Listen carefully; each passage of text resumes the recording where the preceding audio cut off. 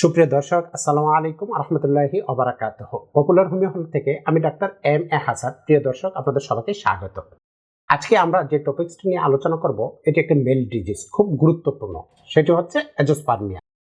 Azoospermia কি, কেন azoospermia হয় এবং এটি থেকে উত্তরণের জন্য আমরা কি ধরনের চিকিৎসা গ্রহণ করতে পারি, এই বিষয়গুলো নিয়ে বিস্তারিত আলোচনা করব। অনেকেই আমাদের কাছে ফোন করেন, ফোন দিয়ে বলেন যে স্যার, আমি বিয়ে করছি 3 বছর, 4 বছর, 5 বছর, কারো 8 বছর, 10 বছর, কিন্তু সন্তান নেওয়ার জন্য চেষ্টা করতেছি, কিন্তু সন্তান কনসিভ হচ্ছে না। আমার স্ত্রীর মাসিক নিয়মিত হচ্ছে, তার ডিম্বাণু খুবই ম্যাচিওর, আমারও শারীরিক কোনো সমস্যা হচ্ছে না, আমার উত্থান ঠিকভাবে হচ্ছে এবং সময় যথেষ্ট পরিমাণ পাচ্ছি, কিন্তু চেষ্টা করতেছি, কোনোভাবেই কনসিভ হচ্ছে না।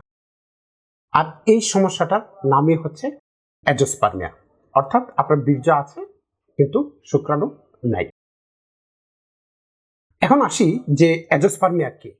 অ্যাজোস্পার্মিয়া হলো পুরুষের এমন একটি অবস্থা যেখানে পুরুষের বীর্যপাত হচ্ছে কিন্তু বীর্যের মধ্যে টোটালি সিঙ্গেল একটু শুক্রাণু উপস্থিতি নেই। আর এই শুক্রাণু খালি চোখে দেখা যায় না, সিমেন অ্যানালাইসিস পরীক্ষাটা করলেই আমরা জানতে পারি, বুঝতে পারি যে বীর্যের মধ্যে শুক্রাণু নাই। এই সিমেন অ্যানালাইসিসের মাধ্যমে বোঝা যায় এবং জানা যায়, আর খালি চোখে দেখে বোঝা যায়। অ্যাজোস্পার্মিয়া 2 ধরনের হয়ে থাকে। এক নম্বর হচ্ছে অবস্ট্রাকটিভ অ্যাজোস্পার্মিয়া, অর্থাৎ আপনার টেস্টিসে শুক্রাণু তৈরি হয় কিন্তু টেস্টিস থেকে শুক্রাণু বের হওয়ার যে পথ আছে ওই পথ ব্লকেজ থাকে বা বাধা থাকে। 2 নম্বর হচ্ছে নন অবস্ট্রাকটিভ অ্যাজোস্পার্মিয়া, অর্থাৎ আপনার টেস্টিসে টোটালি শুক্রাণু তৈরি হয় না, শুক্রাণু উৎপাদন বন্ধ হয়ে যায়। এখন আসি যে তাহলে অ্যাজোস্পার্মিয়া কেন হয়। অ্যাজোস্পার্মিয়া অনেকগুলো কারণ হতে পারে, তার মধ্যে 1 নম্বর কারণ হচ্ছে অন্ডকোষের সমস্যা, অর্থাৎ আপনার অন্ডকোষ যদি দুর্বল থাকে, আপনার অন্ডকোষ যদি ছোট হয়ে যায়, আপনার অন্ডকোষ যদি মিশে যায়, তাহলে অ্যাজোস্পার্মিয়া হতে পারে। আপনার অন্ডকোষ যদি জন্মগতভাবে কোনো সমস্যা থাকে, তার কারণে হতে পারে। এছাড়া আপনার অন্ডকোষে যদি আঘাত লাগে অথবা সংক্রমণ হয়, তার ফলেও কিন্তু হতে পারে। আপনার অন্ডকোষে যদি ক্যান্সার হয়, অন্ডকোষে যদি টিউমার হয়, অন্ডকোষে যদি সিস্ট হয়, অন্ডকোষে যদি ভেরিকোসিল হয়, তাহলে কিন্তু এগুলোর কারণে অ্যাজোস্পার্মিয়া বেশি হয়ে থাকে। 2 নম্বর কারণ হচ্ছে হরমোনাল সমস্যা, অর্থাৎ পিটুইটারি হরমোনের যদি সমস্যা থাকে তাহলে কিন্তু শুক্রাণু উৎপাদন কমে যায়, এবং টেস্টোস্টেরন হরমোন যদি কম থাকে তার কারণেও কিন্তু শুক্রাণু উৎপাদন কমে যেতে পারে। 3 নম্বর কারণ হচ্ছে ব্লকেজ বা শুক্রাণু বাহির হওয়ার পথ বন্ধ থাকা, অর্থাৎ টেস্টিস থেকে যে নালীটা দিয়ে সেটা শুক্রাণু বের হয় সেটাকে বলা হয় ভেস ডিফারেন্স। ভেস ডিফারেন্স যদি বন্ধ থাকে তাহলে কিন্তু আপনার অবস্ট্রাকটিভ অ্যাজোস্পার্মিয়া হতে পারে। এছাড়া আপনার অন্ডকোষে যদি ইনফেকশন হয় অথবা অন্ডকোষে যদি কোনো ধরনের সার্জারি করা হয়, অপারেশন করা হয়, তার ফলেও কিন্তু এই অ্যাজোস্পার্মিয়া হয়ে থাকে। আরেকটা বিষয় হচ্ছে যে সকল পুরুষদের ব্লাডার নেক হাইপারট্রফি রোগটি হয়ে থাকে, অর্থাৎ মূত্রথলির মুখে যদি মাংস বেড়ে যায়, ফুলে যায়, এই ধরনের রোগীদের যদি অপারেশন করা হয় তাহলে কিন্তু তাদের রেট্রোগ্রেড ইজাকুলেশন হয়, অর্থাৎ বীর্য বা শুক্রাণু বের না হয়ে ঠিক উল্টো পথ দিয়ে সেরা মূত্রথলিতে চলে যায়।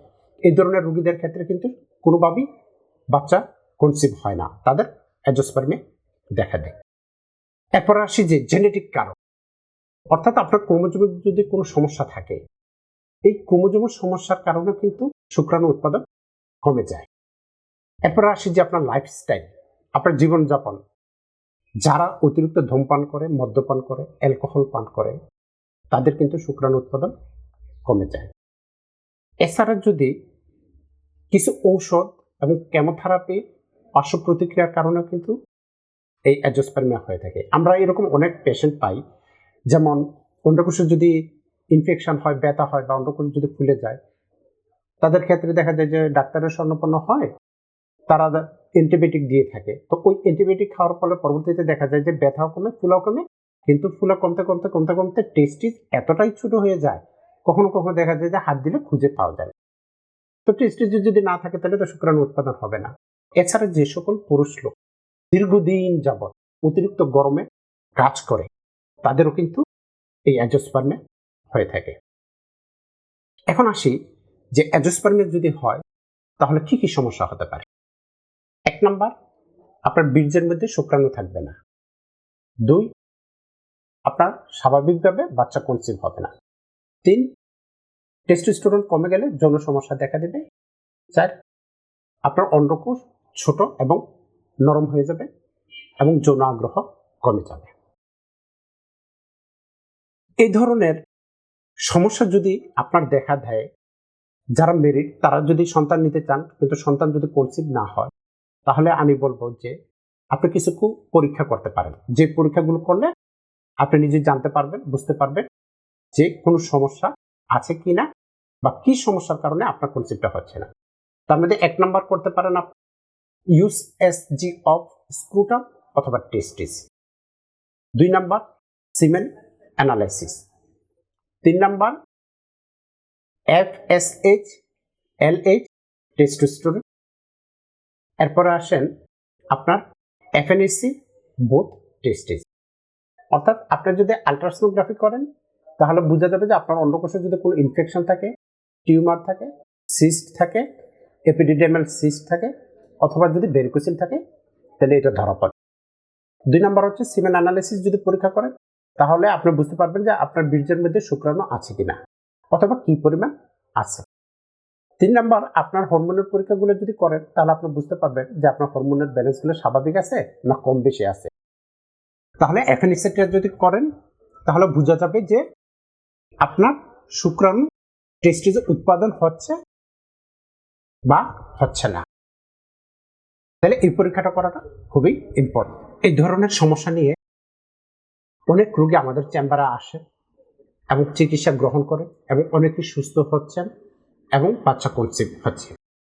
তাই যারা অ্যাজিওস্পার্মে আক্রান্ত তাদেরকে বলবো যে হোমিওপ্যাথি চিকিৎসা গ্রহণ করেন এবং ওষুধের দ্বারা সম্পূর্ণ নিরাময় হবে, সুস্থতা লাভ করতে পারবেন এবং বাচ্চা কনসিভ হবে। আজ এই পর্যন্ত। আল্লাহ হাফেজ।